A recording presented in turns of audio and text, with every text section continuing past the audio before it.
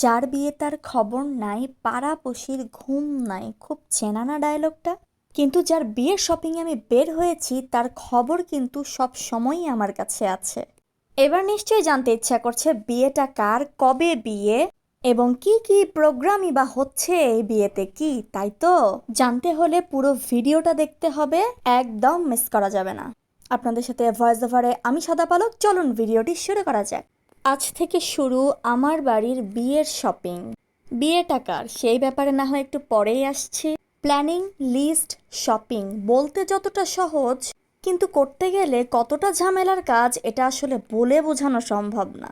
গেলাম প্রথম দিন শাড়ি কিনতে। কোন প্রোগ্রামে এই শাড়ি পরবো জানি না, কিন্তু পছন্দও হয় না। পছন্দ না হওয়ার ব্যাপারটা খুবই কমন আমাদের মেয়েদের কাছে, তাই না?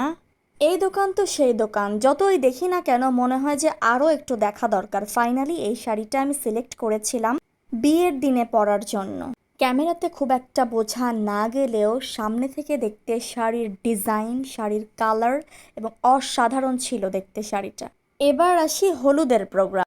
হলুদ মানেই তো সবাই সেম সেম শাড়ি পরবো, কি কালার পরবো এটাই কেউ সিলেক্ট করতে পারছিলাম না, বিকজ এর আগে অসংখ্য বিয়েতে সব ধরনের কালার মোটামুটি পরা হয়ে গিয়েছে, বাট অরেঞ্জ কালারটা এখনো কোনো বিয়েতে কোথাও পরা হয় নাই। অরেঞ্জ কালারটা দেখা মাত্র আমার মাথাটা জাস্ট খারাপ হয়ে গেল এবং আমি সিলেক্ট করেই ফেললাম যে আমরা সবাই অরেঞ্জ কালারেরই শাড়ি পরবো। দেন অন্য আরেকটা দোকানে এই শাড়িটা দেখার পর আমার খুবই পছন্দ হয় এই শাড়িটা এবং finally selected this one for our হলুদ প্রোগ্রাম। আমার শুধু মনে হচ্ছিল এই অরেঞ্জ কালার শাড়িটা ছবিতে না জানি কতটা সুন্দর আসবে। Finally selected. পরের ব্যাপারটা ছিল ছেলেরা কেমন পাঞ্জাবি পরবে। অরেঞ্জ কালারের শাড়ি যেহেতু ছিল, সো কালার তো ডেফিনেটলি সিলেক্টেড, ডিজাইনটা দেখা বাকি ছিল। দেন ফাইনালি আমরা এই ডিজাইনটা সিলেক্ট করে ফেলি। বিয়ে বাড়ির গল্প একদিনে কি শপিং শেষ হয়? এবার আসি পরের দিনের গল্প। হলুদ বা বিয়ে দুটোই তো হলো, বাকি থাকে রিসেপশনের প্রোগ্রাম। আজকে চললাম সেই উদ্দেশ্যে। মজার ব্যাপার হচ্ছে আজকের গল্পেও কোনো ভিন্নতা নেই, পছন্দই যেন হতে চায় না, পছন্দ হলেও সবার পছন্দ যেন মিলেই না। বিকজ আমরা সবাই প্ল্যান করেছিলাম আমরা সবাই মোটামুটি একই রকমের শাড়ি কিনবো, একই রকমের শাড়ি পরবো, শাড়ির কালারটা যেন অ্যাটলিস্ট একই রকম হয়। ডিজাইনের একটু এদিক সেদিক থাকতে পারে, বাট শাড়ির কালার সবার সেম হইতে হবে।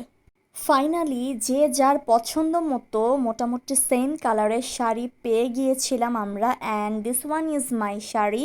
এত ঘোরাঘুরি, এত খোঁজাখুঁজির পর যে এত সুন্দর পছন্দ মতো একটা শাড়ি পাবো এটা আসলে এক্সপেক্ট করি নাই। বিকজ খুঁজতে খুঁজতে আর ঘুরতে ঘুরতে এতটাই টায়ার্ড হয়ে গিয়েছিলাম যে ভাবছিলাম আজকেও হয়তো মিলাতে পারবো না।